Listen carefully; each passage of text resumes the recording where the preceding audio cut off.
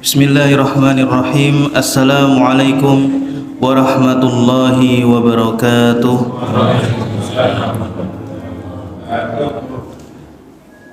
Alhamdulillahi rabbil alamin, wa bihi nasta'inu ala umurid dunya waddin, wassalatu wassalamu ala nabiyyina Muhammadin wa ala alihi wa ashabihi wa man tabi'ahum bi ihsanin ila yaumiddin. Asyhadu an la ilaha illallah wahdahu la syarika lah, wa asyhadu anna Muhammadan abduhu wa rasuluhu la nabiyya wa la rasula ba'dah. Allahumma 'allimna ma yanfa'una wanfa'na bima 'allamtana wa zidna 'ilman wa 'amalan wa hudan wa tuqa ya rabbal alamin. Rabbana zidna 'ilma warzuqna fahma. Allahumma salli wa sallim wa barik ala sayyidina wa nabiyyina Muhammad wa ala alihi wa ashabihi wa man tabi'ahum bi ihsanin ila yaumil qiyamah, amma ba'd. Alhamdulillahirabbil alamin. Bapak Ibu jamaah salat maghrib yang semoga dirahmati oleh Allah Subhanahu wa taala. Pertama kalinya marilah kita panjatkan puja dan puji syukur kita kehadirat Allah Subhanahu wa taala atas segenap limpahan nikmat dan karunia-Nya kepada kita. Nikmat iman, nikmat Islam, nikmat keistiqomahan, nikmat kecukupan, dan nikmat keamanan. Kedua kalinya salawat dan salam semoga senantiasa tercurahkan kepada junjungan kita Nabi Muhammad sallallahu alaihi wasallam beserta keluarganya, para sahabatnya, dan orang-orang yang senantiasa berada di atas jalannya hingga akhir zaman kelak. Bapak Ibu jamaah salat maghrib yang semoga dirahmati oleh Allah Subhanahu wa taala. Pada malam hari ini kita insyaallah akan melanjutkan pelajaran kita atau kajian kita tentang tafsir surat Al-Lail, okay. Sebelum itu kita bertanya kabar dulu, okay. Bapak Ibu bagaimana kabarnya? Alhamdulillah. Okay. Alhamdulillah, okay. Sehat-sehat selalu, semoga tetap aman, nyaman, dan bahagia. Amin. Baik. Allah Subhanahu wa taala berfirman di dalam surat Al-Lail, A'udzu billahi minasyaitonir rajim. Bismillahirrahmanirrahim. Wal laili idza yaghsha wan nahari idza tajalla wama khalaqadz dzakara wal untha inna sa'yakum lasyatta fa amma man a'ta wattaqa wa saddaqa bil husna fasanuyassiruhu lil yusra wa amma man bakhila wastaghna wa kadzdzaba bil husna fasanuyassiruhu lil usra wa ma yughni anhu maluhu idza taradda. Bapak Ibu sekalian, di pertemuan yang lalu kita telah sampai di ayat yang ke-10, yaitu firman Allah Subhanahu wa taala, fasanuyassiruhu lil usra, maka akan kami mudahkan baginya jalan menuju kesukaran, menuju kesengsaraan. Dan ini adalah jalan yang Allah janjikan atau Allah berikan untuk orang-orang yang di ayat sebelumnya juga Allah kabarkan, ya, dia bakhil, ya, kikir dengan hartanya, wastaghna, dan merasa tidak butuh pertolongan dari Allah Subhanahu wa taala. Maka kemudian Bapak Ibu sekalian, di ayat yang ke-11 Allah berfirman, wa ma yughni anhu maluhu idza taradda. Dan hartanya, ya, ini Allah masih berbicara tentang orang yang kikir atau bakhil dengan harta yang tadi ia kumpulkan, ya. Allah berfirman, dan hartanya tidak akan memberikan manfaat baginya idza taradda, jika ia telah binasa. Bapak Ibu sekalian, para ahli tafsir berbeda pendapat pada kalimat ma yughni, okay. Ma di sini, ya, karena di dalam ilmu bahasa Arab, okay, ma itu nanti maknanya ada dua. Pertama, bisa ma bermakna nafyun atau peniadaan, ya. Dan ini yang diambil oleh terjemahan Al-Quran dalam bahasa Indonesia, ya. Artinya apa? hartanya tidak ada lagi gunanya. Kemudian pendapat yang kedua, Bapak sekalian, ma di sini maknanya adalah istifhamiyah atau pertanyaan. Jadi di ayat ini seakan-akan Allah Subhanahu wa taala bertanya kepada orang yang bakhil tadi, wahai orang yang bakhil, ma yughni anhu maluhu, apakah hartamu itu memberimu manfaat idza taradda, ketika engkau sudah binasa? Ya. Kemudian kalimat binasa di sini Bapak Ibu sekalian, para ahli tafsir juga berbeda pendapat. Ada yang mengatakan bahwasanya taradda maknanya idza dakhala fi jahannam, ketika sudah masuk ke dalam neraka jahanam. Adapun yang kedua, binasa di sini maksudnya adalah ketika ia sudah meninggal dan dimasukkan ke dalam liang lahat. Okay. Maka dari ayat ini Bapak Ibu sekalian, kita bisa mengambil kesimpulan, ya, bahwasanya seseorang itu harta yang tadi ia kumpul-kumpulkan, yang ia tahan-tahan untuk menginfakkannya sebagiannya, ya, ditanya oleh Allah, memangnya nanti akan memberi manfaat kalau kamu sudah meninggal? Ya. Maka jawabannya apa Bapak Ibu sekalian? Tentu tidak akan memberi kita manfaat. Dan kenapa Allah Subhanahu wa taala banyak sekali mengabarkan di dalam Al-Qur'an ayat yang maknanya seperti ini, bahwasanya hartamu nanti kalau di akhirat, ya, yang tadi kamu tahan itu enggak akan berguna, ya. Atau di dalam ayat lain Allah berfirman, yauma la yanfa'u malu wala banun, akan datang hari di mana tidak akan lagi berguna malun, harta yang kamu miliki, wala banun, ataupun anak-anak yang kamu miliki, ya, dan lain sebagainya, ya. Kenapa Bapak Ibu sekalian? Alasannya adalah karena nanti di akhirat, ya, orang-orang yang seperti ini, orang-orang yang tadinya bakhil di dunia, alasan mereka melakukan hal seperti itu adalah karena ia menyangka bahwasanya harta yang ia kumpulkan, anak-anak yang ia didik, keluarga dan segala macamnya bisa membantunya, bisa meringankan bebannya atau menghindarkannya dari azab Allah Subhanahu wa taala, ya. Sebagaimana firman Allah di dalam surat Al-Ma'arij, ya, Allah berfirman, a'udzubillahi minasyaitonir rajim, yubassarunahum yawaddul mujrimu law yaftadi min adzabi yawma idzin bibani wa sahibatihi wa akhihi wa fasilatihi allati tu'wi wa man fil ardi jami'an thumma yunji. Di hari akhir nanti Bapak sekalian, di hari kiamat nanti, al-mujrim, orang yang berdosa atau orang yang banyak berdosa, akan berkata, yawaddul mujrimu, ya, pada hari itu orang yang banyak berdosa ingin, ya, yawaddu ini apa? Keinginan yang sangat kuat. Aku pengen sekali, lau yaftadi min adzabi yauma idzin bibani, jika ia pada hari itu, nggih, bisa terhindar dari dosa dengan tebusan-tebusan yang ia berikan kepada Allah Subhanahu wa taala. Apa tebusannya Bapak sekalian? Pertama, bibani, dengan anak-anaknya. Ya Allah, ini ada anak-anakku, silakan diambil, tapi saya jangan diazab.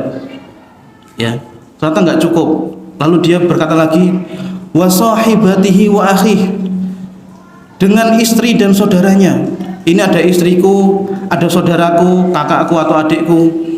Ya Allah, aku jadikan ia jaminan supaya aku tidak engkau azab. Masih napa bakalan tidak cukup. Lalu dia berkata kembali, wa fasilatihi allati tu'wi, dan dengan keluarganya yang dulu ketika di dunia, nggih, melindunginya dari segala mara bahaya. Ada masalah dibantu oleh keluarga besar, ada masalah finansial, napa dimudahkan oleh keluarga besar, ya, ia ingin supaya keluarga besar ini yang menjadi jaminan baginya. Namun masih belum cukup, ya. Orang yang berdosa tadi berkata, waman fil ardi jami'an, ya, bahkan dia berkata, dan orang-orang yang di bumi seluruhnya, ya, supaya apa?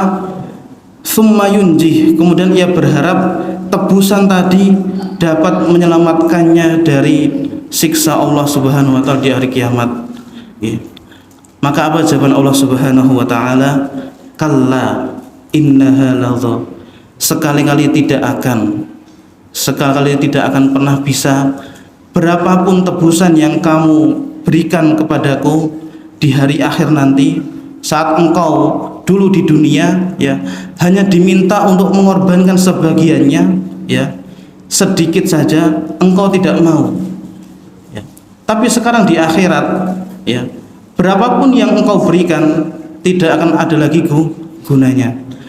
Maka Bapak Ibu sekalian, jamaah salat maghrib yang semoga dirahmati Allah Subhanahu wa taala, ketika kita faham bahwasanya harta yang kita miliki sebanyak apapun, anak-anak yang kita miliki sebanyak apapun, istri-istri yang kita miliki atau istri-istri yang kita cintai sebesar apapun kita mencintainya ya, atau keluarga besar yang kita miliki ya, sebesar apapun support atau pertolongan mereka kepada kita saat kita di dunia, bahkan seluruh manusia yang ada di dunia ini tidak akan mampu membantu kita, menolong kita saat kita sudah berada di depan penghakiman Allah Subhanahu wa taala. Maka Bapak Ibu sekalian, ternyata di sana ada cara agar harta yang kita miliki ya, ini masih bisa membantu kita ya, masih membantu kita. Makanya Bapak Ibu sekalian, keinginan terbesar ya, orang yang sudah meninggal kalau ia dihidupkan kembali, kira-kira apa Bapak Ibu sekalian? Bersedekah ya. Ya. Dan Rasul bersabda, ittaqun nar walau bisyikit tamar. Berlindunglah kepada Allah dari api neraka. Berlindunglah kepada Allah dari siksa api neraka walau bisyikit tamar, meskipun hanya dengan sebutir kurma. Ya. Tadi ya yang sudah kita tanyakan tadi, seandainya orang yang mati itu bisa hidup kembali, maka yang ia inginkan hanya satu Bapak sekalian, bersedekah. Ya. Nggak ada ceritanya Bapak sekalian, orang yang meninggal ketika ia bangun, saya bangun atau saya kalau hidup lagi ya saya akan makan yang enak atau saya akan berlibur kemana, mboten enten, tidak ada. Yang ia maunya satu, sedekah ya. Ini membuktikan bagaimana sedekah ini memiliki fungsi yang sangat luar biasa untuk menyelamatkan seorang hamba ketika nanti di akhirat ya. Allah berfirman, wa anfiqu mimma razaqnakum min qabli ayyatiya ahadakumul maut. Maka infakkanlah, sedekahkanlah sebagian dari apa yang telah kami berikan kepadamu, sebagian dari apa yang telah kami rezekikan kepadamu. Ingat Bapak Ibu sekalian, Allah memerintahkan kita bersedekah hanya sebagian okay? Bukan seluruh hartamu, tapi hanya sebagian. Sampai kapan sedekah ini diterima? Min qabli ayyatiya ahadakumul maut, sebelum datang kematian kepada salah seorang di antara kalian. Karena kalau kita sudah meninggal dunia, okay, kita sudah nggak bisa lagi beramal. Ya. Kalau sudah datang kematian, maka dia berkata, fayaqula rabbi laula akhartani ila ajalin qarib fa asaddaqa wa akum minas solihin. Maka ketika kematian mendatangi orang tersebut, ia akan berdoa, wahai Rabbku, seandainya engkau berkenan, tolong tunda kematianku. Nggak perlu lama-lama ya, tidak butuh setahun 2 tahun, tidak ya. Hanya butuh waktu sedikit ya, ila ajalin qarib ya. Qarib niku dekat atau sedikit, supaya apa? Fa asaddaqa wa akum minas solihin, supaya aku bisa bersedekah dan menjadi orang-orang yang soleh. Bapak Ibu sekalian, jamaah salat maghrib yang semoga dirahmati oleh Allah Subhanahu wa taala.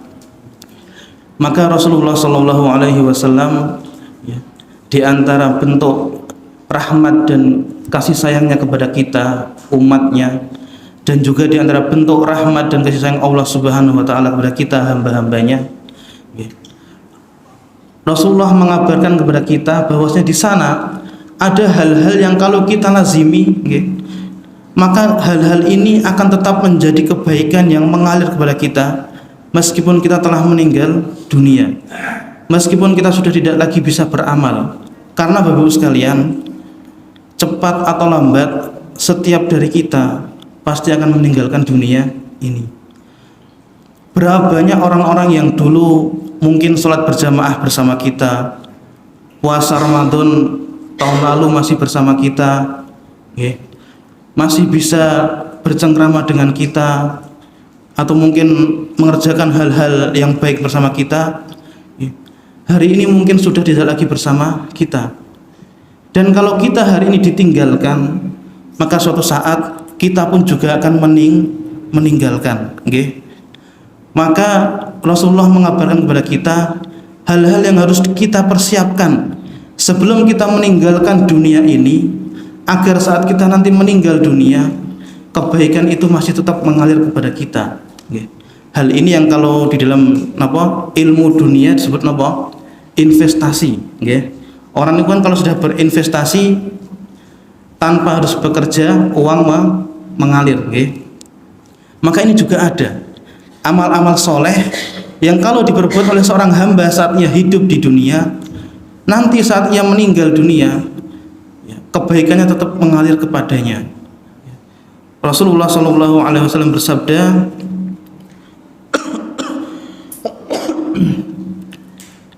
"Idza mata ibnu Adam inqata'a 'amaluhu illa min thalathin, shadaqatun jariyah, wa ilmun yuntafa'u bihi, wa waladun salihin yad'u lahu."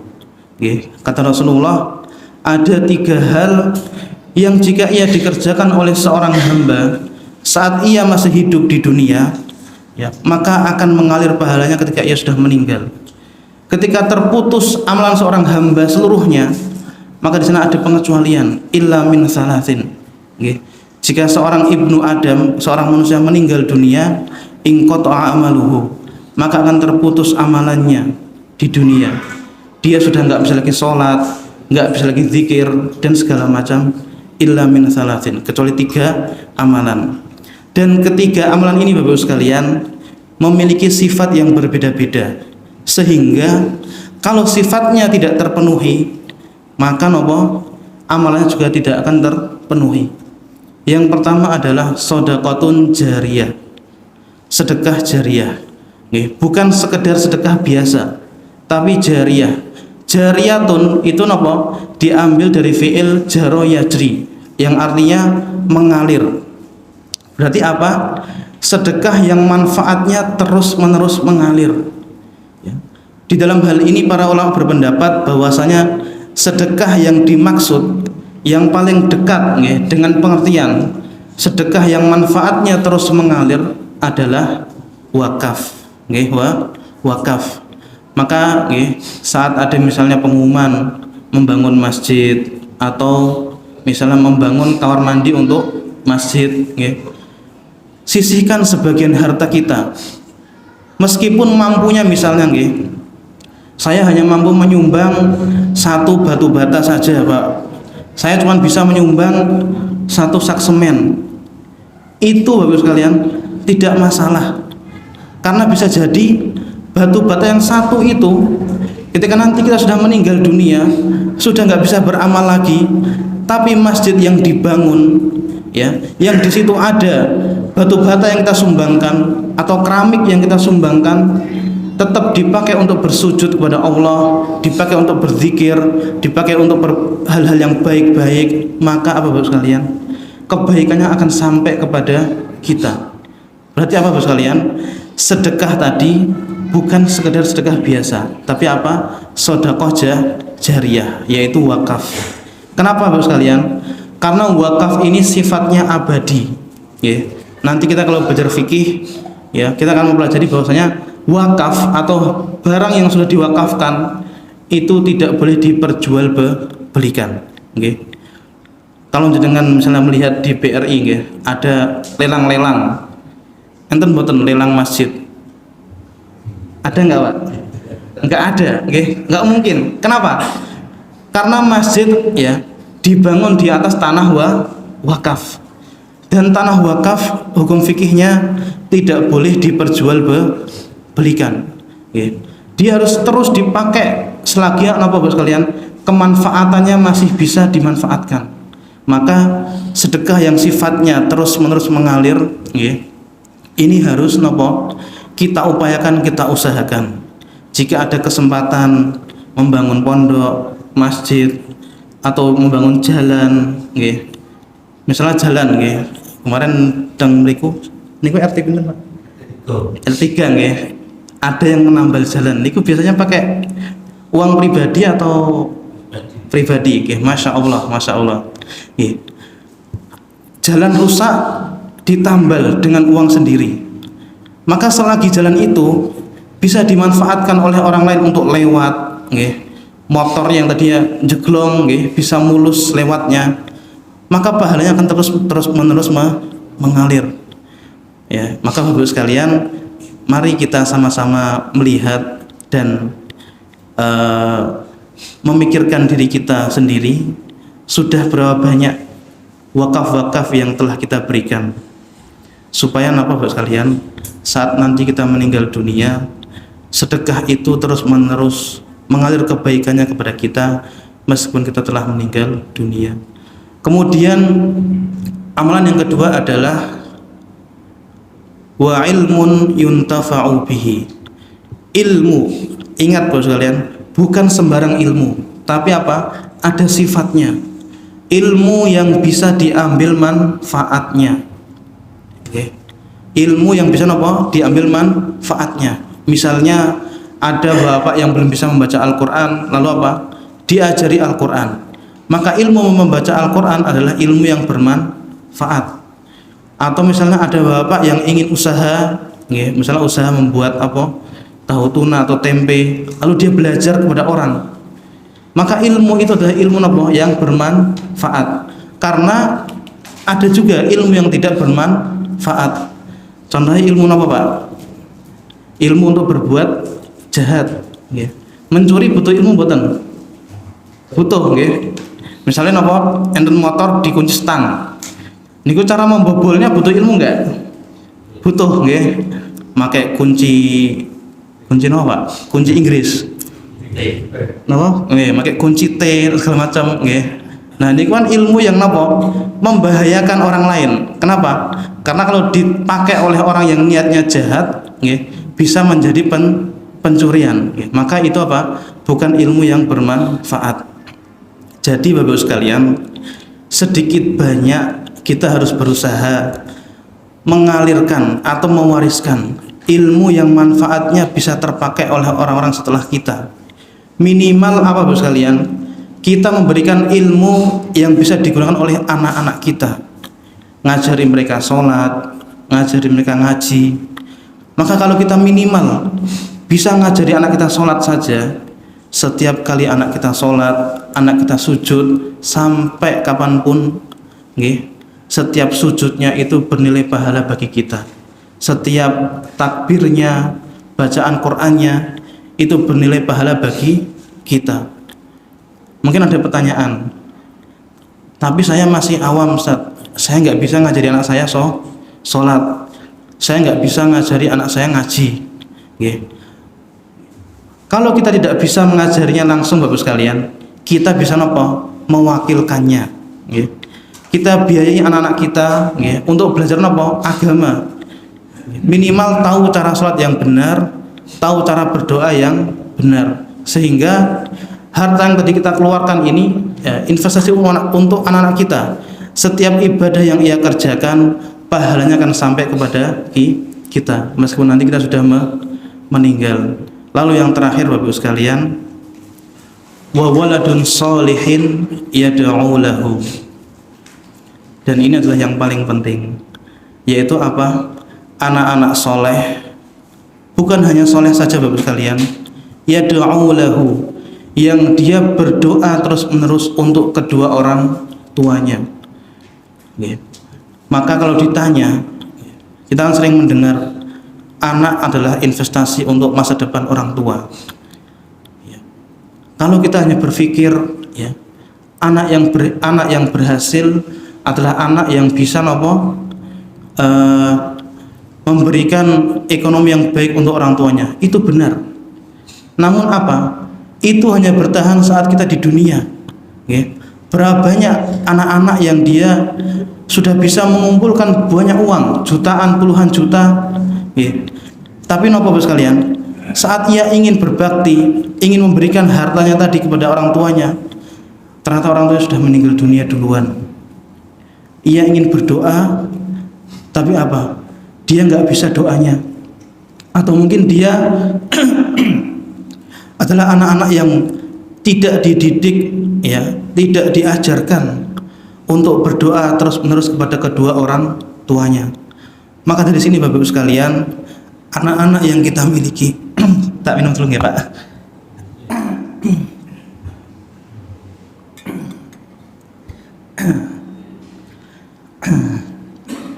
Aduh, tadi habis minum es Pak, jadi serak.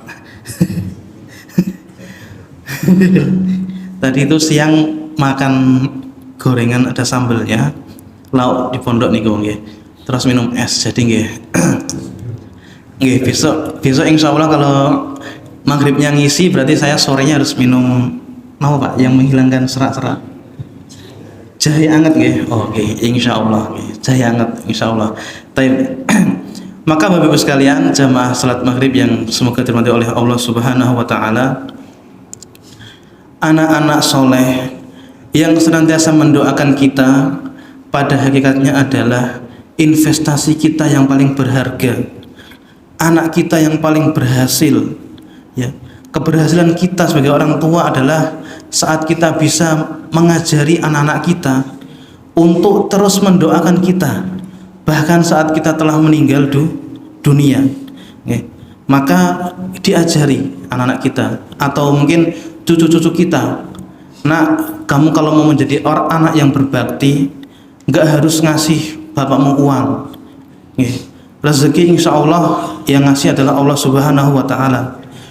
Cukup kamu doakan bapak, kamu doakan ibu, kamu doakan simbah, okay, supaya diampuni oleh Allah Subhanahu wa taala, supaya dirahmati oleh Allah Subhanahu wa taala, baik ketika bapak ibu masih di dunia maupun nanti ketika bapak ibu sudah di akhirat, okay.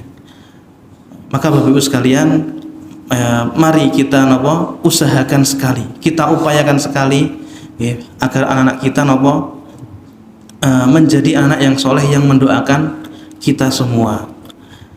Lalu ada pertanyaan, bagaimana kalau kita nggak punya anak? Enten betul Pak, di dunia ini yang belum punya anak? Ada di masjid ini siapa? Saya sendiri yang belum punya, nggih. Yang lain sudah punya, nggih. Masya Allah, nggih. Maka kalau belum punya anak, ya, kita bisa mendidik anak-anak orang lain, okay, mengajari mereka agama, mengajari mereka ilmu-ilmu yang bermanfaat. Lalu apa? Dipesani, jangan lupa doakan gurumu, jangan lupa doakan ibu guru atau pak guru. Okay. Di sini pasti banyak yang jadi guru, okay.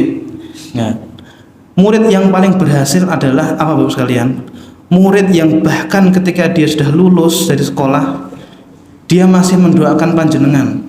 Ya Allah, dulu saya diajari oleh Pak Guru, oleh Bu Guru, tolong ampuni dosanya, tolong kasihi dia baik di dunia maupun di akhirat.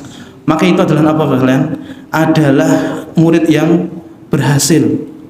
Murid yang paling berhasil bagi kita para guru bukan murid yang nilainya sangat bagus atau tinggi prestasinya tapi nggak pernah mendoakan guru-gurunya.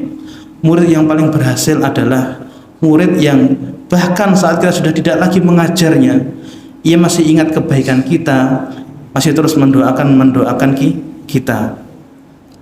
Bapak Ibu sekalian, jamaah salat maghrib yang semoga dirahmati Allah Subhanahu wa taala. Maka itu tadi 3 amalan yang Rasulullah kabarkan kepada kita agar saat nanti kita sudah meninggal dunia, pahala yang atau amalan yang tidak bisa lagi kita kerjakan, ya, pahalanya masih mengalir kepada kita. Pertama sedekah jariyah, yaitu wakaf. Kedua, ilmu yang bermanfaat, yang ketiga adalah anak-anak soleh yang mendoakan kita. Maka setiap dari kita melihat kita mampunya yang mana dari tiga ini. Kalau bisa ketiga-tiganya, bisa bersedekah, bisa punya anak yang soleh, bisa punya ilmu yang bermanfaat, maka diambil semuanya. Itu adalah apa? Keutamaan dari Allah Subhanahu wa Ta'ala. Tapi kalau mboten sanggup, ternyata nggak mampu ketiga-tiganya, minimal salah satunya. Kalau belum punya anak, seperti saya misalnya, minimal apa? Ada wakaf yang telah dia keluarkan. Kalau belum bisa wakaf karena hartanya mungkin pas-pasan, ada anak-anak soleh yang ia didik dengan baik, atau ada ilmu-ilmu yang dia ajarkan, sehingga nanti pas di akhirat nopo boten kosongan, tidak kosongan, tidak ada yang bisa membantunya atau lain sebagainya. Bapak Ibu sekalian, jamaah salat maghrib yang semoga dirahmati Allah Subhanahu wa Ta'ala, maka firman Allah Subhanahu wa Ta'ala, "Wa ma yughni anhu maluhu idza taradda." Dan tidaklah lagi berguna harta yang tadi ia bakhil, yang ia tahan-tahan ketika ia telah taradda, telah binasa. Adalah pesan yang sangat menusuk dari Allah Subhanahu wa Ta'ala untuk kita semua, bahwasanya seakan-akan Allah ingin mengabarkan kepada kita, wahai manusia, wahai hambaku, kamu kalau punya harta dan ingin harta itu bermanfaat untukmu setelah nanti kamu binasa, setelah nanti kamu masuk ke dalam liang lahat, setelah nanti kamu meninggal dunia, maka supaya hartamu bermanfaat bagimu, korbankanlah sebagiannya, infakkanlah sebagiannya. Bapak Ibu sekalian, jamaah salat maghrib yang semoga dirahmati oleh Allah Subhanahu wa Ta'ala. Kemudian Allah Subhanahu wa Ta'ala berfirman di ayat selanjutnya, inna alaina lal huda. Ayat ini adalah hujjah atau dalil. Artinya adalah sesungguhnya kamilah yang memberi kalian petunjuk. Kalimat huda di sini Bapak sekalian, jadi hidayah itu